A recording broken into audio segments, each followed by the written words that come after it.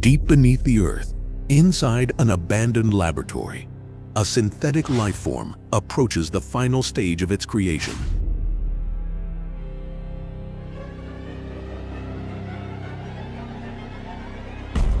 Pain gives way to a new state of awareness. Everything around it is classified as either a tool or a threat. Even in its unstable state, latent psychic power manifests as destructive force, tearing through metal and machinery with ease. Subtle ripples announce the arrival of something massive moving through the cave system. Aggron, a territorial native species, emerges from the shadows, its steel armor scarred from years of dominance.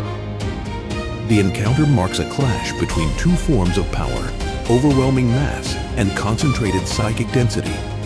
Aggron's enormous momentum is halted instantly, sending a shockwave through its skeletal and metallic structures.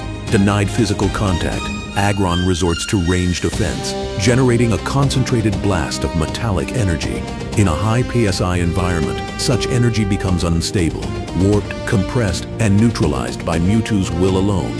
Aggron's greatest evolutionary advantage, its colossal mass, becomes a liability when suspended effortlessly in psychic force. Thrown across the cavern, Aggron becomes living proof of the vast gulf between engineered power and natural evolution. Mewtwo ends the conflict without seeking a kill. It does not feed, nor does it hunt. It merely redefines the hierarchy.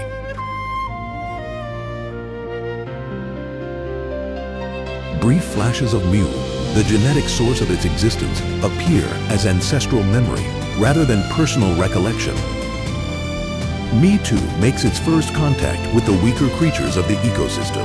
Its response is not to attack, but to observe, a strategy of sensing its environment, assessing life forms as non-threatening.